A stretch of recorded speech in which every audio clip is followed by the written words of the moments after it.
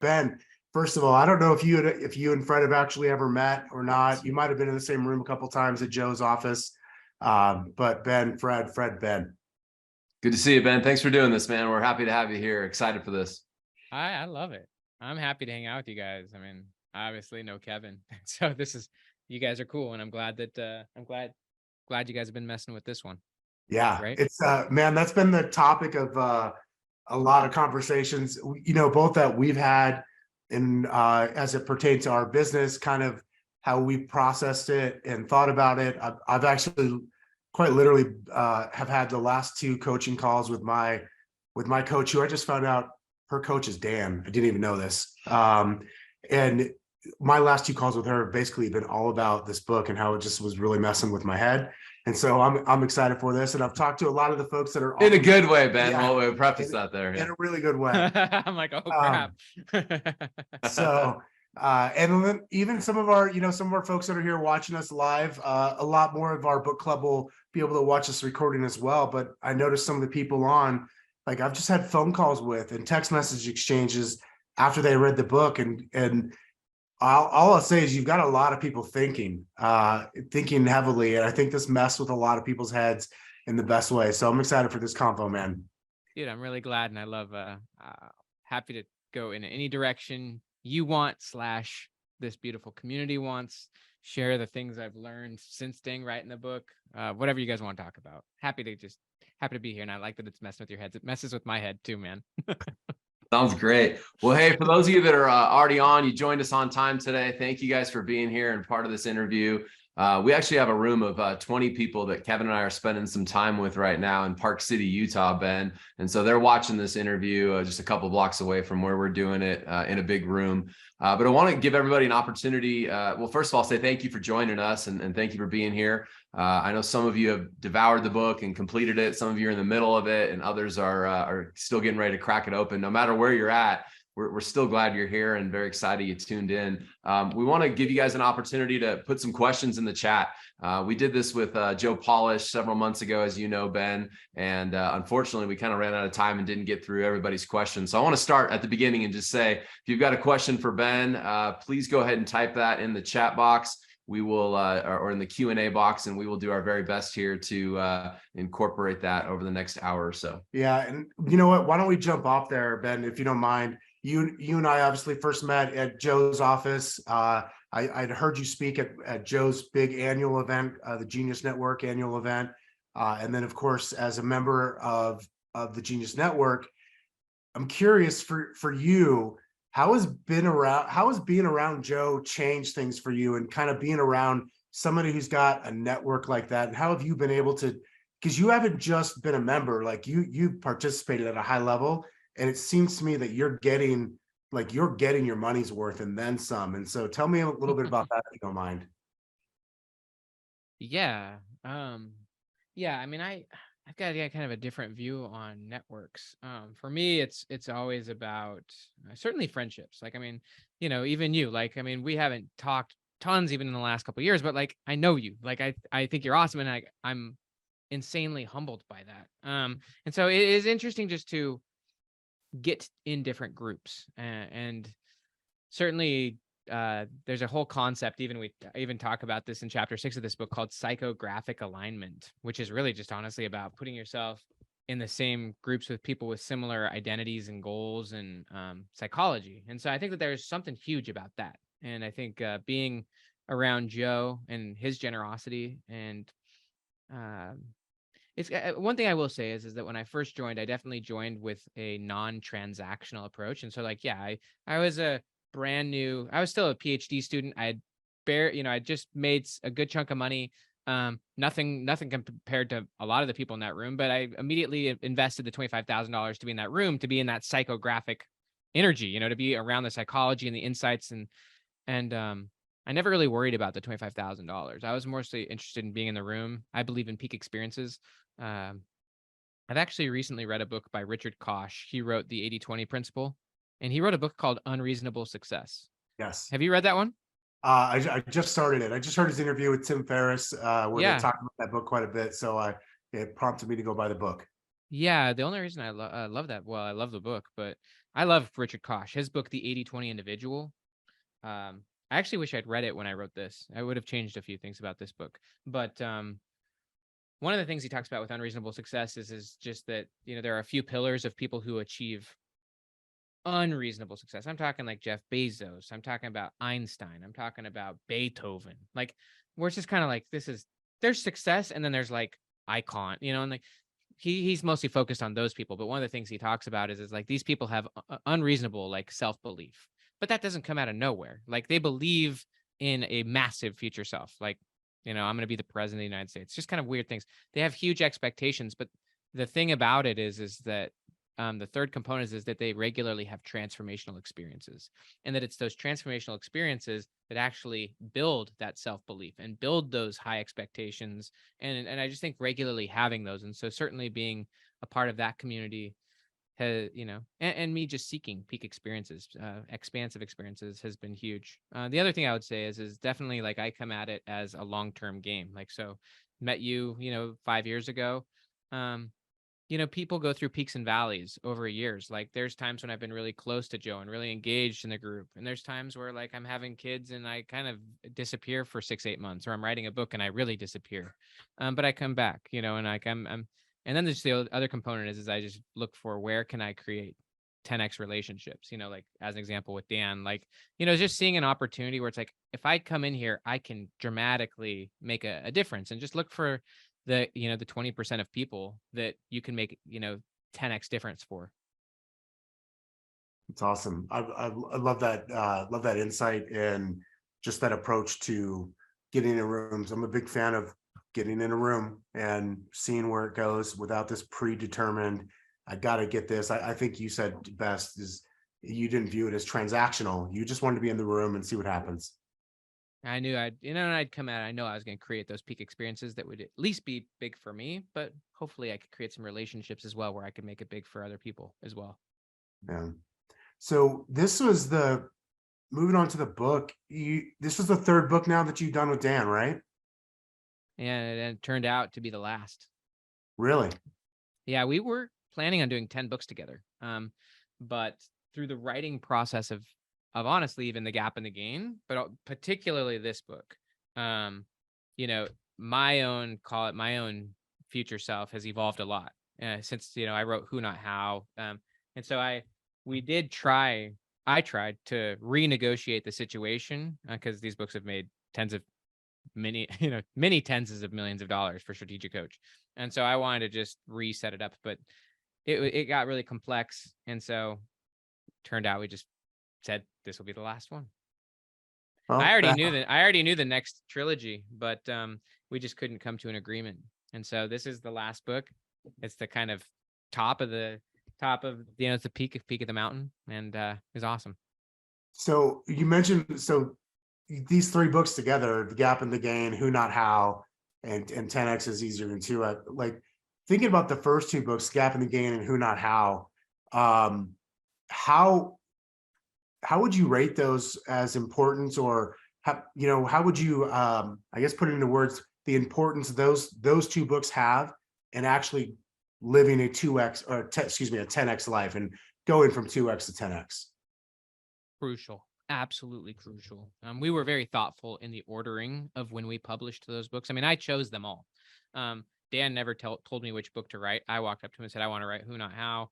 Then I dug in through his material, and I knew it was going to be 10x and The Gap and the Gain. And we even, I think, talked about this on the audiobook. And he was like, I was like, these are the two books I want to do next. And he's like, well, let's do Gap and Gain first so that we can make sure that when people go 10x, they do it in the gain rather than in the gap. I think it's increasingly important to understand these mindsets. I mean, you're not going to go 10x very often or very far or very quickly if you're trying to do it all with how. Like, getting the right people, both on your team, but also collaborators, I mean, makes it so possible. And so, like, how I look at it is this, like, one of the things I wrote about in this book in chapter 1 is Dr. Alan Bernard's research on impossible goals. So like, impossible goals are easier because they force you out of your current assumptions.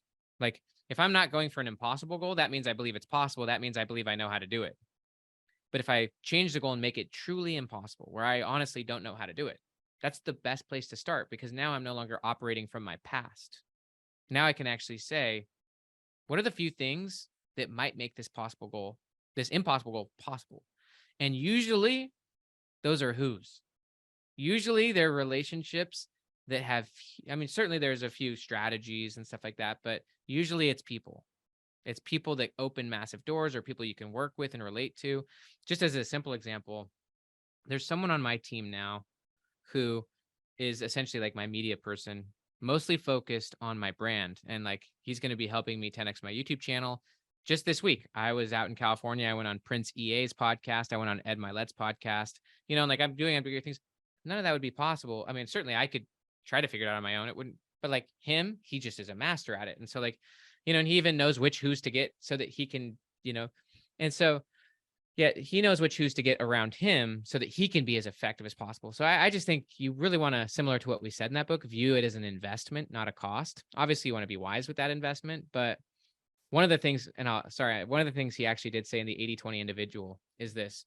So Richard Koch talks about in even huge organizations, we're talking Microsoft with 50,000 employees. Bill Gates said, if you took away our top 20 people, this company would cease to exist. It's like there's a few people that are driving all the growth. Like, there's a few people in that 20%. And so if you can collaborate, team with, and bring on those, he even did the math. If you bring on like one of those 80-20 people, like one of those people who are really good, they're worth 16x the money you pay them. And he like literally does all the math. Like, and so I'm learning more and more of the power of definitely who, not how. That's awesome. Thanks for sharing that with us. We got a first question from the audience from my friend John. He said, if you could tie who, not how, get the gap in the gain, and 10x is easier than 2x up into a tiny little bow, how would you summarize that series? By the way, he thinks it's one of the best trilogies he's ever read. Thank you. It was fun to, I'll just tell you, it was fun to write. I think that this book sums it up in a bow. But, if I could sum it up in a bow, let me show my screen. I want to try to be as concise as possible. Yeah, I'm going to do it. You guys care if I just show my screen? Oh, go for it, please. man. I want to tie it in a bow, but this is my way of doing it as a psychologist. So whenever I can get access. Oh. So how I believe that this book teaches you how to have mastery over your past. And I believe that this book helps you have mastery over your present and your future. And really they go together. So I'm going to explain that in as simple way as possible. So you've probably, or some people, if you've watched my YouTube videos, you've possibly seen me walk through this, but I'm going to just go hyper simple. So we're all in the present moment. We're all here. There's 24 participants chilling on this call. We're talking about the books, but everyone is having a very different experience because of your past and because of your future. And everything we experience in the present is based on how we filter our past and also how we filter our future. And so I'm going to give you the gap and the gain first, but really my view is that these books really teach you how to operate so powerfully in the present because of what they teach you about how to handle your past and how to handle the future. So in simple terms, this is a very linear approach. Like this is saying that the past is determining the present. And it's weird. This is how Westerners just view time.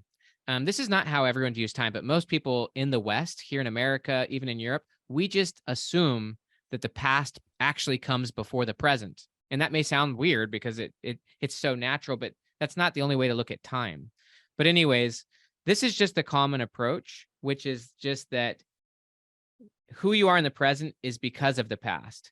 And this is what we're really trying to teach in the gap and the gain, which is a more masterful and a more powerful approach to the past, which is rather than having the past cause the present, you actually have the present cause the meaning of the past.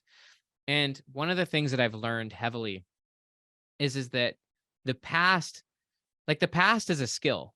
If you're not very skilled with the past, then you're not going to grow very much. You're not going to gain a lot from your experiences. And so like, as an example, even yesterday, so like who you are right now on this call is not the same person as who you were yesterday afternoon. Like 24 hours ago, I'm not sure what you were doing, but if you were to develop a little bit more mastery over your past, you would be able to look and say, how am I different from who I was 24 hours ago? How am I in a different place? What have I learned that I didn't know yesterday? And the more juice you can squeeze, even out of small sections of time, like 24 hours, the more the more empowered you'll be in the present and the future. And so the gap and the gain really is all about mastery over your past and recognizing the difference between your present self and your past self and appreciating that difference. And that's the only person you're really measuring yourself against is this. I'm not measuring myself against you. I'm not measuring myself against Dan or other authors who have sold more copies than me. This is my game. And what I'm doing is I'm turning my past into more and more of an asset rather than a liability. When I say asset, what I mean is even my biggest traumas or failures, I can turn those into my biggest gains. And they can be things that pay me, in terms of an asset. They're things that pay my present and my future forevermore. And so they're my biggest assets. Whereas a lot of people, their past is a liability, meaning it's literally draining their present and future, and they're blaming their limited present and future on their past. That's actually what trauma is, even though I'm not downplaying how debilitating that can be. When you gain mastery over your past, you're no longer competing with anyone else. You're continuously recognizing how different you are from your past self, and you're continuously stretching the value of even small sections of time like yesterday. But I'm also saying, like, if I go back 90 days and say, how am I different from my past self 90 days ago? It's insane how different me and my life are, and even my access to who, not how. My who's are way better than they were 90 days ago. They're way more empowered. So this is the 2X way, is saying the past determines the present and the present is what determines the future. This is the linear approach. And it's a linear approach to time, which is really not how time works. Time in physics is not linear, and time in psychology is definitely nonlinear. But 2X is a linear approach to life, where it's saying this is the past, this is where I am now, and because of where I'm at now, let's just do more of it. Let's just double what we've done. And so you're literally taking the present and even your whatever you've done in the past, and you're saying, let's go for more. And that kind of, that basically is the 2X mentality. It's not very transformational. Obviously, this is the 10X mentality. Rather than letting the present determine the future, you let the future determine the present, and you actually let the present determine the past. So this is like such a nonlinear approach to time. And it's and remember, this is the psychology of time, but it's how we operate. But this is where you take a seemingly impossible future, back to that idea of impossible goal. And the reason impossible is so powerful is because if it's impossible, then you really can't access it from your past. Like, it's impossible, and so you really don't know how to do it. And so then you use that filter to operate much more powerfully in the present to say, let's go find those new, those 20% opportunities, using the language of the book. And like, this is that language, like this is the core model. So like, to take the last model I showed you and then show you this, and then I'm going to stop, but like, this is a long bow for you. 2X means that you can keep 80% of your existing life. Like, you can keep the 80%. You don't have to change 80%. And so going back to this, that means that you can keep 80% of what's in the present and just change the future 20%. Whereas the 10X model is the opposite.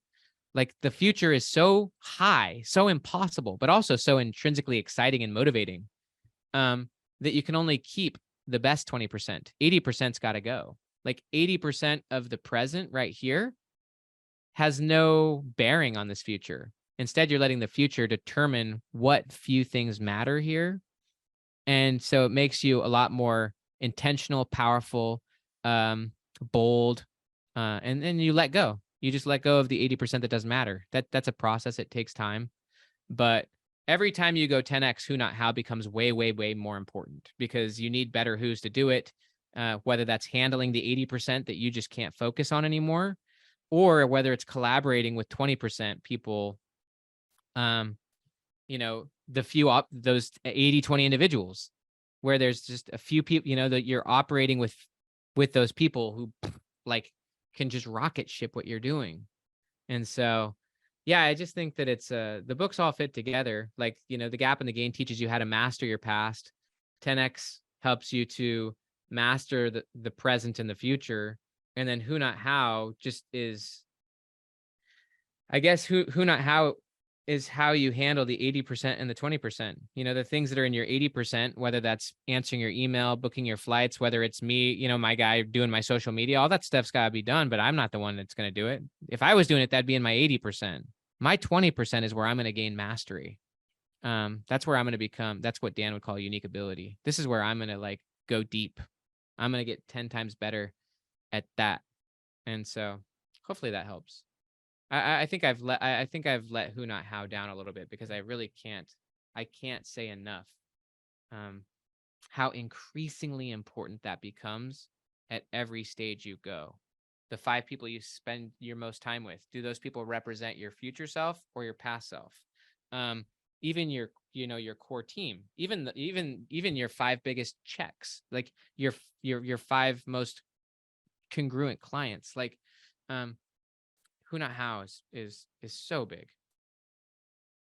When you were showing when you had the past, the present, the future, and you mentioned go into the present to determine, or excuse me, go to the future to determine your present. What I thought of was the story in the book of your son with with tennis. And you said basically you changed the future to if he was going to become a professional tennis player, and then that determined a different present. Did I read that right? You read it powerfully. Let me just show you guys. So this is my son, Caleb. This is him playing tennis. My son is a 15-year-old tennis player. This is profound. And I will unshow my screen in a second, but the implications of this are crazy. So basically my son wants to be a college tennis player. And his coach, and I wrote about this in chapter 1 of the book, but I want to explain this principle to you, like even how I apply it.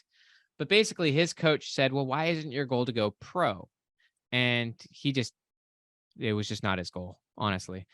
So I said, Caleb, will your current trajectory get you to college? He said, I don't know. But I said, what about pro? Would your current trajectory get you to pro? And he said, absolutely not. Absolutely not.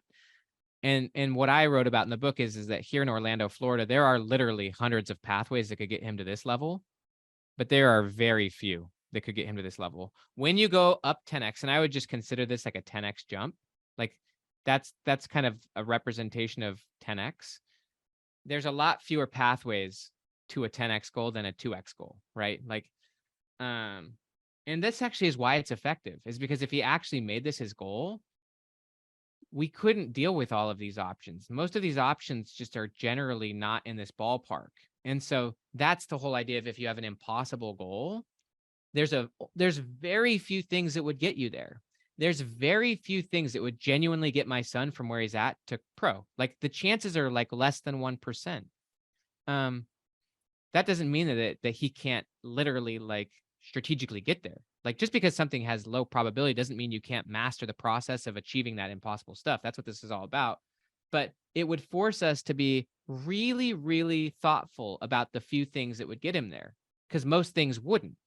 And so that's actually the point is that, but now just, and so one other thing I want to just say, Kevin, and then I'll kind of share it with my own self and then invite anyone else to think about their own self. But if this was his goal, college, then that would be his future self. That would be what his future, like his eyes are pointing towards in the future. And the goal shapes the process. So the goal not only shapes your process in terms of like, who's my coach? What am I working on? What are my skills, right? Like going for the college has its own 20%. Mm-hmm. Going for pro has a different 20% that you would have to focus on. And so if this was his goal, then that would be what his eyes, his attention, and his focus is pointing towards. And that's what his daily experiences would be pointing towards. And so that, if that was his goal, that would literally shape a different Caleb over the next 3 years than if this was his goal. If this was his goal up here, it would, then his eyes would be looking towards something different, not just his physical eyes, but the eyes of his attention and his process, like his path. his iteration, his personal evolution would be different depending on the goal he's going towards. And a much higher goal has a much harder growth curve, like a much higher growth curve. So his days, like literally every day between now and then, would look fundamentally different if this was his goal or if this was his goal. How he would have to train, like what he would have to think, what he would have to learn, the things he would have to unlearn if this was his goal. Like literally, your goal shapes your process. If you're going for a 2x goal, you really don't have to change that much, and you can be pretty sloppy. Whereas if this becomes your goal, you've got to become a lot more refined and masterful at the few things that truly matter. And you ultimately are going to have to let go of everything else. And so just in terms of really simple, and by the way, the psychological term for that is called deliberate practice. Like, am I overblowing it right now? No, you're good. Okay. You're good. Well, I just think this is crazy. So I use the term in the book, fitness function. Fitness function is basically just the idea that we all have a standard we're shooting for. I actually have a crazy. Can I tell you guys a story? Yes. Please. Simple story. So it was a guy who read this book. He read it back in March because we sent out an early copy. Do you happen to know Lisa Cini? No. She's been in Genius for a long time. She's Italian. She lives out in Columbus, Ohio. She's an interior designer, pretty famous interior designer out in Columbus. So anyways, this is a really simple story of her husband, Greg. Her husband, Greg, is 56 years old. 56 years old. I just want you guys to hear this story. And actually, you guys can get more context on the story. You guys can get more context on the story here. I just threw a YouTube video into the chat. I interviewed Greg, and I kind of break down this story, but I'm going to give it to you in short, like very short. So back in 2018, he left working with his wife, Lisa, who's an interior designer, and she designs buildings for communities of people with dementia. So basically, she interior designs for care centers in a lot of ways, or even just homes of elderly people with dementia, and she helps make that possible. So Greg really likes that community, but he's also interested in commercial real estate. And so 5 years ago, back in 2018, he left working with his wife, and he wanted to create care centers for people with dementia. And so anyways, 2018 is when he started the company. In 2019, they finished their first project. It was like they developed like an $11 million building, and it was big building with like 90 beds. And he ended up having like 100 employees, people who staffed the like 90 people who lived in this care center, right? Then COVID hits, bang. And so prices of everything go up, supply chains are shocked, and so a year or two goes by and he's not making very much progress. Also, the prices shoot through the roof to develop these kind of communities, or develop these kind of buildings. Well, anyways, this is where 2023 comes in, and this is where the story comes in, and what I just was explaining on how the goal shapes the process. So it's early 2023, like call it January and February, beginning of this year. Greg's 56 years old, and he just ultimately decides on a 10-year plan. And his 10-year plan, by the time he's 65, so he's 56, 9 to 10-year plan, he said, my plan is to just have 2 more buildings developed. These are big buildings, and to have big building, great buildings, and to have care centers in there, and then to ultimately sell it as a package. And to get a windfall, he'll sell the 3 buildings and the centers. And anyways, he ends up reading this book. So this is back in March, and it hits him like a ton of bricks. Like, he's like, what the heck am I doing? He's like, I've got a 10-year goal to get these 2 properties. So essentially he wants to have 3 properties in 10 years. And he's just like, what am I doing? And so ultimately he changes his goal. Rather than having 3 buildings in 10 years, he decides, I'm going to have 10 buildings in 3. Fundamentally different goal. And so obviously what happens is the goal shapes the process. He can't go about it in his former way to get to those 10 properties. He was dogmatic. He believed he had to develop the properties.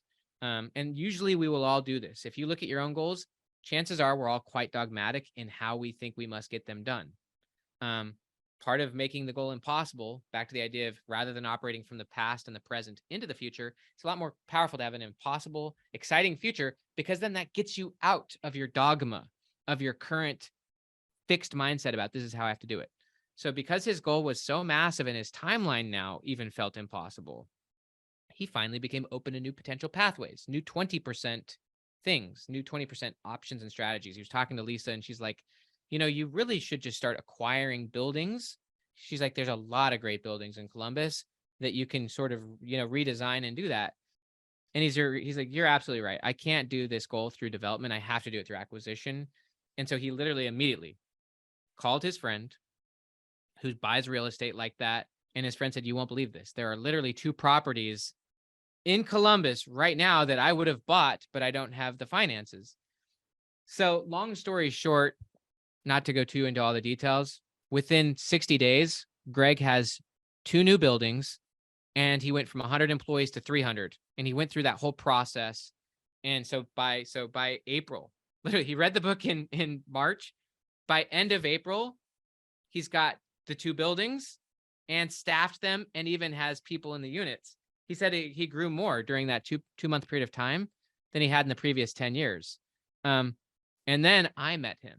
I met him in August, and he told me all this. He's like, Ben, because I'd never met him in person. He'd actually read all my books all the way back to Willpower Doesn't Work. But he's like, Ben, I want to tell you this story. He's like, I changed my goal. And he's like, we have those 3 buildings now. Essentially, he achieved his 10-year goal in 2 months.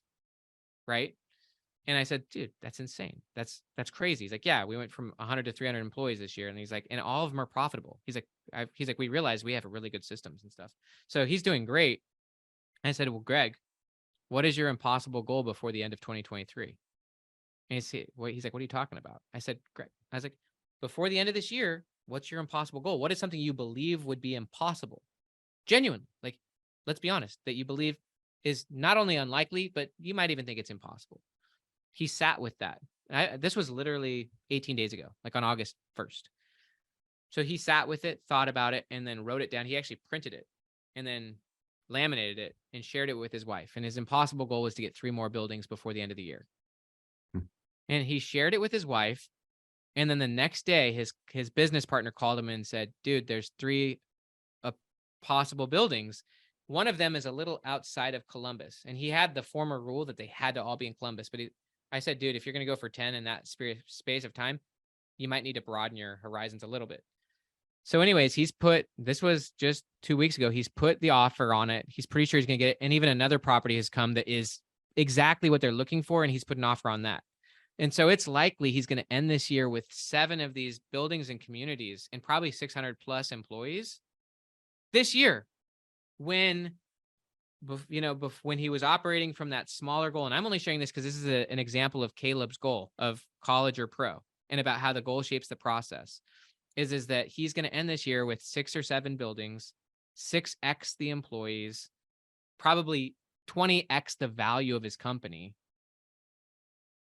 And he's having a blast. He's honestly so happy. He said his team has grown so much and he's learned so much. And it's a lot of who, not how. He couldn't have done all that without the who's of finding the properties. He had to rely more on his leadership team to really grow and accomplish these massive goals. And so he's had to really trust his who's more, and his who's, and he's had to make sure that the who's can really show up. And so I just give that as another example. Fantastic. Hey, this Ben, guy is cool. Yeah, go ahead. Sorry. Yeah, no, you're good. I want to go back to, the story about your son, and I appreciate the family story right in here, because you shared, I think it was chapter 6 or towards the conclusion, like some more stuff that happened in your life, as writing the book. But the graphic you just showed, where when you're going 2x, 80% gets to stay the same and only 20% has to change, versus when you go 10x, only 20% roughly stays the same and 80% has to change. I think for myself and probably others, like when we think of that change, maybe the first thing we have to overcome is like ourselves getting our heads around that much change, right? Like it's no longer 80% staying the same. Now it's only 20%. Like I might be able to get over that, but like the family impact of that. And I don't know, how personal you want to get or not, but I got to imagine there's been some family impact at home as you've gone through this journey of accepting 10x, knowing that like there's going to be less that stays the same, more is going to change. And some people are more apt to change than others, right? And so I got to imagine, I don't know if you have other stories or personal ones of just kind of how that journey's gone in your household, but I just love to kind of talk on that for a few minutes. I think it's beautiful. Obviously, other people in this room have just as interesting of insights, if not better insights. But here's what I'll say.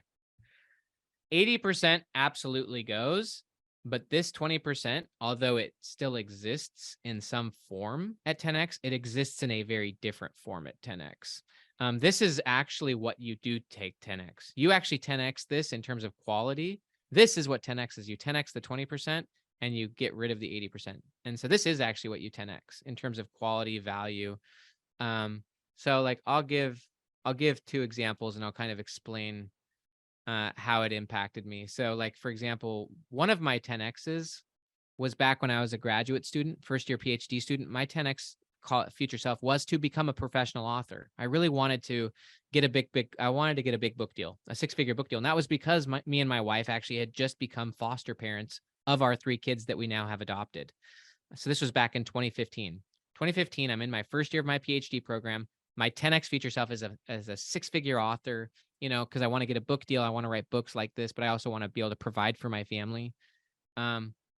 And so like that clarified my 20%, which at the time ultimately ended up becoming largely writing really viral blog posts on medium.com, which is right around probably the time I met Kevin, because like that was my 20%, because I needed to get really good at blogging and getting an email list so that I could get that 6-figure book deal. My 80% was so many things. So I guess here's kind of how I look at it is, and I ultimately did do that. But for me, my family is always in my 20%. Like it's like, that's a big part of my future self, and my family matters more to me than these books. And so like I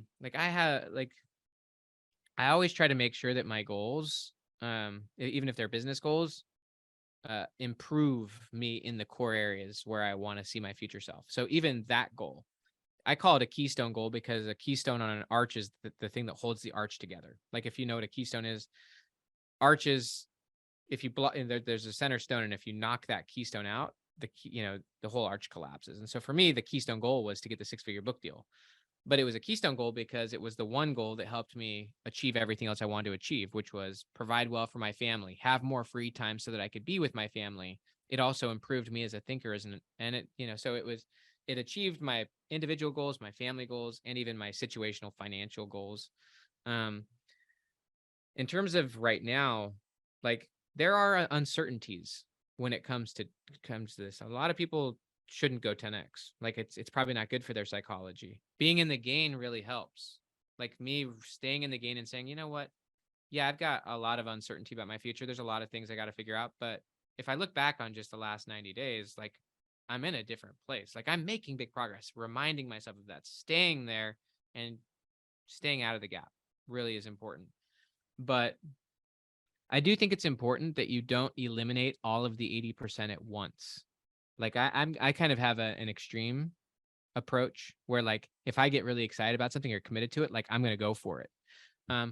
But I think that you kind of have to be wise about how you let go of this 80% and like do it bit by bit. So like as an example, like my example of letting go of my collaboration with Dan, like that wasn't an easy decision. Like, and that took months to kind of ultimately decide, because I love doing these books, and like, but I was letting my 10x future shape my 20%. And if that relationship didn't evolve, it would have to go to the 80%. And that was a challenge. I've also, this year I decided to let go of my coaching program, which generates 7 figures of income for me and my family. It's like, it's a great chunk of income. Like it's probably like 70% of my income.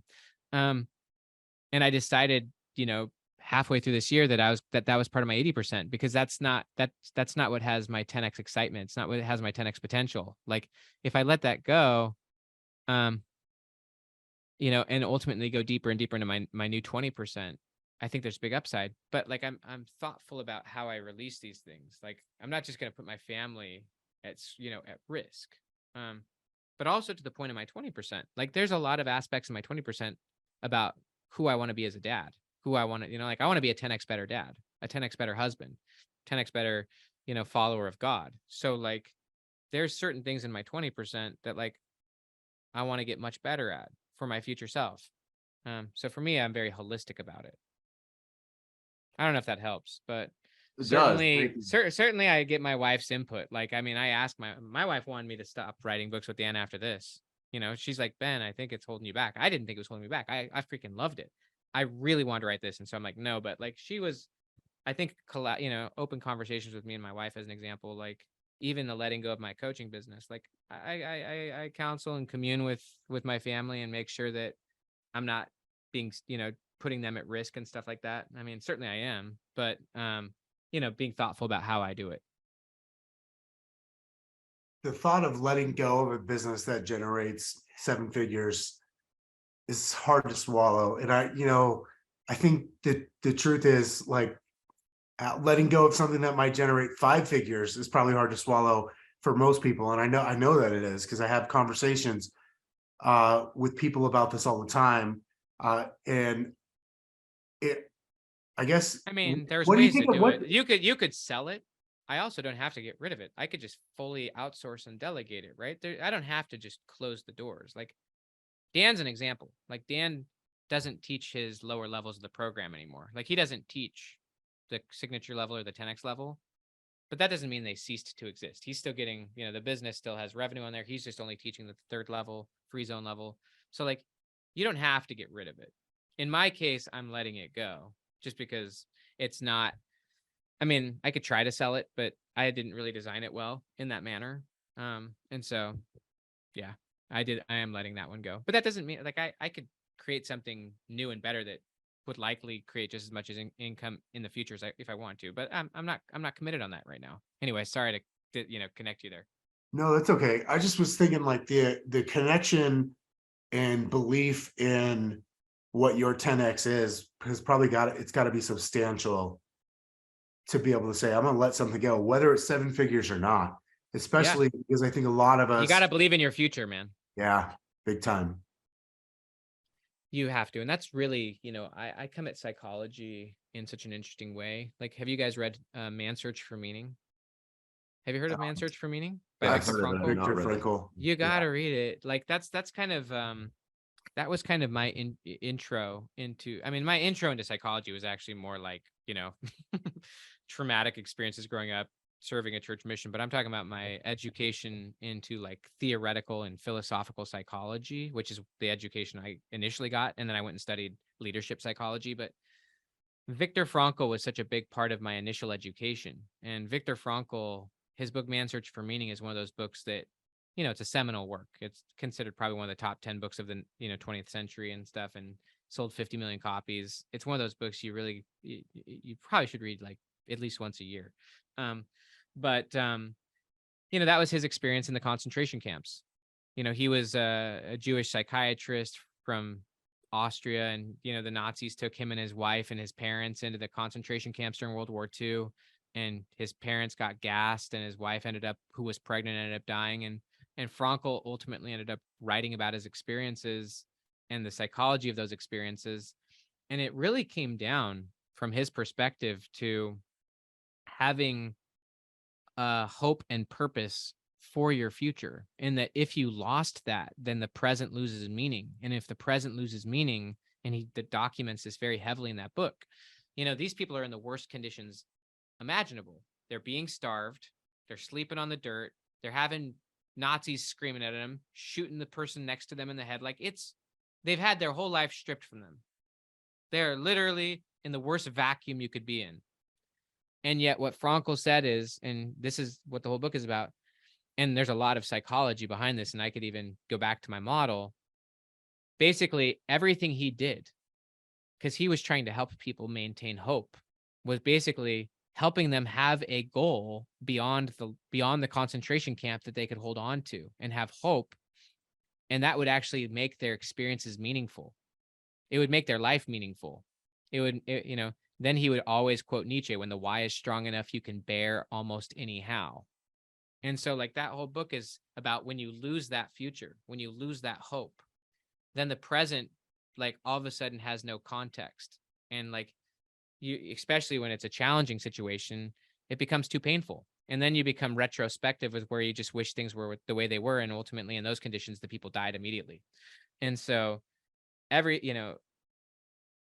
yeah, I guess I would just say back to the idea of what you were saying, Kevin, about having a belief in the future. Like I actually believe it's imperative to a person's psychology. And Frankl would agree that the quality of your life in the present is largely based on the level of meaning and purpose you're striving to fulfill in your future.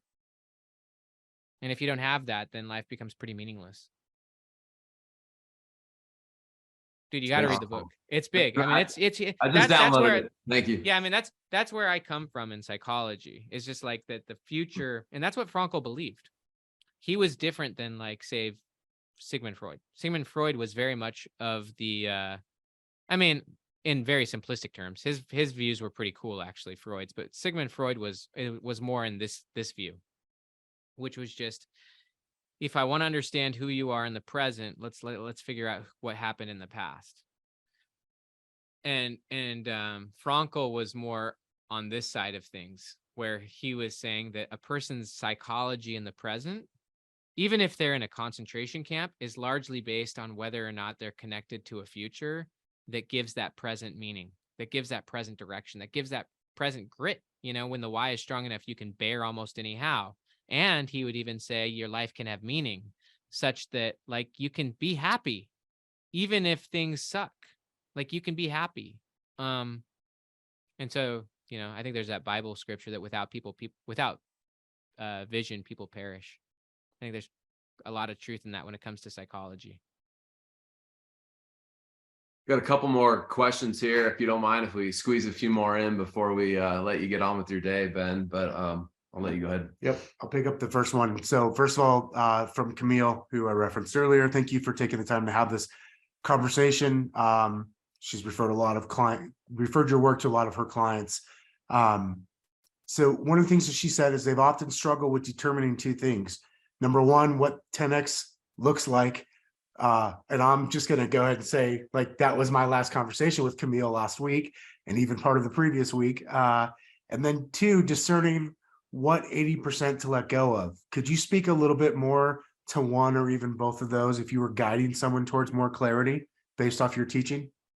It's such beautiful questions, such practical questions. I love them. So one thing I think is important, I'm going to share just a few quick principles, and I have a freaking epic framework that I've recently learned from Alan Bernard on getting better and better at clarifying the 20, re-clarifying the 80, letting go of the 80.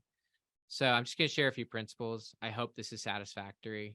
So one thing that is very important, again, we're living in the present, but again, our present is largely shaped by how we frame our past and how we frame our future.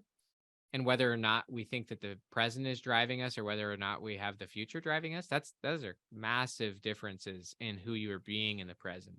But it's super important. It's easy for me to see this because I'm a writer, and I can see from draft to draft how big a thing can change. If you guys had read some of the drafts of this book, I mean, if you could see the draft of the book I'm now writing, it is beyond trash.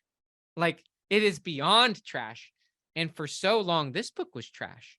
But then you go through a draft and it gets a little better, and then a draft and it's changing, and a draft and it's changing, and a draft. And so eventually it gets clear and better, and it makes quantum leaps.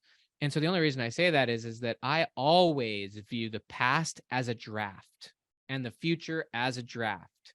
And so right now, my current view of yesterday is different than if I thought about it again in a couple hours, right? Or even of this conversation, right? And even if I think back on my childhood, like, my current view of it is a draft based on my current perspective. You know, the present is what causes the meaning of the past. And so I'm not tied to my view of my past or my future because it's just a draft. And so this fits also with the idea in that first question of how do you choose the 10X? You can choose one right now that hopefully is useful. It should be intrinsically motivating. Like, one key point of this right here is that you go for 2X, not because you want it, but honestly, just because, like, you might as well. Like, you know, like it's not that exciting to go 2X, to continue doing more of what you're already doing, but maybe make it a little better. Whereas to go 10X, you've got to really be honest. And even in chapter 3 of the book, we had a whole breakdown of the difference between wanting and needing. which in my mind is just the difference between intrinsic motivation and extrinsic motivation. But one starter is that your 10x is absolutely what you want, and maybe what you're too afraid to admit to other people. So like a 10x doesn't have to literally be 10 times bigger. Like someone leaving a very lucrative job, even as an entrepreneur, and going and teaching at high school because that's what they genuinely want, that might be a 10x for them, right? Because that's like way more in alignment with what they absolutely want. Now I'm not saying like that's an extreme example, right? But like I'm just saying that your 10x is going to be very personal to you. And it's going to be what you absolutely most want. And this fits exactly with the story with Caleb as well. Like me as an example. Like for me, missionary work is very important. Like I'm talking like missionary work in my church. And so like to me, I love that. And if I was thinking about my next 10x, it would be like mostly like call it, if you met Benjamin Hardy in like 3 or 4 years, maybe 5 years. Yeah, I'll probably be writing business books still, but like most of my time hopefully is helping 10x the leadership in my church and maybe helping missionaries overcome their trauma and stuff like that, because that stuff matters so much to me. That's my 10x. That has nothing to do with, and one point of this is that the 10x's can be non-linear. What I mean by that is that you don't just keep doing more of the same.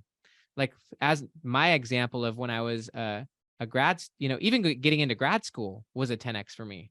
And then going from grad school to becoming a professional author, like it's not like that path is just laid out. Like that was my choice. That was what I wanted really deeply. But then after I became a professional author, it's not like I didn't keep blogging on Medium.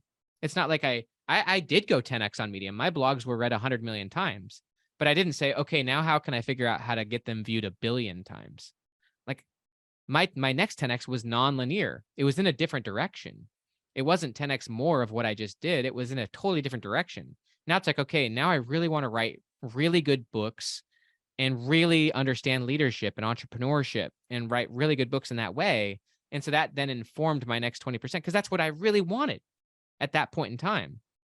I just shared with you what I really want at this point in time, which would be, call it my version of this, and how that's going to dictate my process and my own personal evolution. And it's going to be different for me. And so you got to be really honest about what you most want and what's most meaningful and purposeful. Back to Frankl, what really matters. But using the insights of this book, even if this is really what you want, and I'm not talking about college, I'm saying tennis. Say it's tennis, and tennis is just what you really want to go into. You're actually better off making this your goal simply because it will help you clarify the few things that really matter, and it will help you let go of a lot of the things that don't, and it will really simplify your process. And so even so, you want to choose something that matters, but then you do want to make it impossible, because then that's what's ultimately going to help you clarify that 20% and be a lot more honest about the 80% that holds you back. So I hope that helps a smidge when it comes to choosing the 10X. One other, I guess, other thing I will say is this: you can have a few things. I mean, it shouldn't be a lot, but like as an example, like I really want to 10X. One of my business 10X is I really want to sell 10 million books. So like my books have sold about 1 million copies altogether, collectively. Like like these books and whatnot, Future Self, like these books are all around sold 1 million copies. So like a business 10X is I would love to sell 10 million, even in the next 3 years. And so like that really informs what are the few things that would make that possible. I really don't know, because I've never done that. Like I know certain things would work, but most of the things I'm doing right now are probably a waste of time, right? But I also so I could choose 10 million books, or I could just choose 10xing my net worth. Those would be two totally different goals, right? And those would shape two totally different processes. And so your goal does shape your process. And so it's helpful to say, well, which one matters more? Back to my whole idea of keystone goal, which one, if I went for, would actually solve everything else I'm trying to do? 10 million books is going to lead to me and having a totally different business strategy in life than going for 10xing my net worth, or even just writing 10 times better books, right? Maybe that's what I go for. Again, the future is a draft. Right now, have your best current approach, and then maybe over time you might help shift the goal, because maybe by shifting the goal, now all of a sudden the process becomes a lot clearer and better. And so just always be open to the fact that your goal can change. and that the 10 and choosing the 10x matters. I don't know if you had a follow up or, but I do want to share a framework about clarifying the 80%, which has hit me like a ton of bricks. I know we only have like 5 more minutes. Go into it now. I just want to make one quick statement. You said in chapter 4, like 10x is about better, not bigger. And I mean, I think you just kind of encapsulated that there, but I just wanted to say like that really hit home for me. So That just a clarified comment. Yeah. Well, I mean, how I look at better versus bigger is I look at, sorry, one sec. Let me make sure I'm in the right spot. Okay. Yeah, I have to leave in 5 minutes myself. So,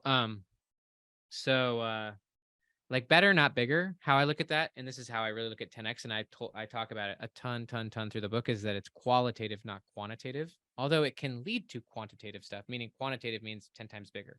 But like qualitative, and I use the example in the book of Steve Jobs. Like he took music, which was CDs back in the 90s, and he turned it into an iPod. That's qualitative transformation. And now with taking CDs and stripping out the 80%, you don't have to go to the store anymore. You don't have to buy one CD when you really only wanted one song. You don't have to, carry around discs. No, but he digitized it. He transformed it into iPods, and now you can buy the songs digitally and you can carry them all in your pocket. That's a qualitative transformation. That's better, not bigger, but it leads to infinite potential upsides. Yeah. Right. And so I think that that's a good way of looking at your 10X is it's you're a CD, and what's the iPod version of you? What's the 10X better, but opens up 10X bigger. So here's the thing I want to share about wasting time and about being in your 80%. This is something and don't be in the gap about this. Like, let's try not to be in the gap about this. I'm still kind of learning this, and so I'm not trying to say that you're all wasting your time, but this is a model about the 4 main ways that people waste their time. And again, this is kind of gap-ish language, and so try not to like feel like a loser when I say this, because it fits with me too. And this is just kind of what I learned from Alan Bernard, and he's one of my good friends who's really brilliant. So he said, here's the 4 major ways that people waste their time. The first thing is that they're doing the wrong things. And when I say wrong things, what I'm saying is that these are the 2X things. These are the 80% things that either are not taking you towards your goal, or they're actually they're either taking you away from your goal. Like these could be like me, honestly, just blowing my time doing nothing, or even being really busy on stuff that isn't really moving me towards my goal, or it's stuff that's moving me towards my goal, but so ineffectively, so slowly that like, if I spent all my time doing this, I would never get to my 10X goal. So that's one of the ways people waste their time, is just doing the wrong things, which would be 80% things. The second thing is that they're not doing the right things. And the right things are those very few things that have extreme upside towards the goal. And it's really helpful if you have an impossible goal. When you make the goal genuinely impossible. If I want to sell 1 million copies if I want to sell 10 million copies in the next 18 months, I fundamentally believe that that's impossible. But if I ask myself, that would be impossible unless what? Unless what? Like, what would have to be true? What would have to be true for me to get there? That would maybe open me up to the few things that have really big upside. And so I hope we all want to do is, Joe Polish actually always says, winners find ways. Winners find ways. Those ways, there's few, high level who's or strategies that have extreme upside. And those are the right things. And we want to find more and more of those and get better and better at finding those 20% relationships, activities, strategies that have extreme upside. You really only want to do the things that really take you towards the goal. The third way that people waste their time is that they actually are doing the right things, but they're doing them in an ineffective way. How Bernard would say it is right things in the wrong way. But like, that could be like me writing the next book. Like, that's something that is exciting to me. Like, that's in my 20%, but maybe I'm not really doing it very well. Like, maybe I'm really not in a flow state, or maybe I'm putting it at the end of my day, and I'm not really prioritizing it, and I'm not creating a lot of space. I'm not doing like the free days and the focus days. Like, I'm not doing it well, and I'm not getting better at it. Maybe I'm not even getting coaching, right? Like, it's like, I'm not getting 10X better at those few things that matter. I'm doing them, but maybe I'm only doing them 20 minutes a week, right? And I'm not doing it very focused. I'm tired. The fourth way that people waste their time is that they don't learn from their experiences, and so they repeat 1, 2, and 3. They keep doing more of the wrong things month after month, and these are the things that are just wasting their time. They're not moving them forward. they're not finding new and better ways, and they're not getting really, really good at doing those few things really, really well. And so I would just say when it comes to the 80%, these are anything that's not dramatically taking you towards your goal, that excites the heck out of you, and that's really moving the needle. And sometimes it takes time, but I gotta go. I hope that was helpful. Ben, thank you so much. I appreciate it. And just I did put in the link, the YouTube video with Greg Thank Sini you. and We his grabbed it. story about achieving his impossible goals. I hope you guys watch that. It's crazy. Absolutely, we will. Thank you, Thank you, Ben. Ben. Thank you, everybody else, for joining. I hope it was useful. I know I didn't get to everyone, but it was fun. And just thank you guys for reading the book. You too. Thank you guys. Absolutely. Thanks Talk to you to soon, bud. everyone here. Let's All talk right. soon, guys.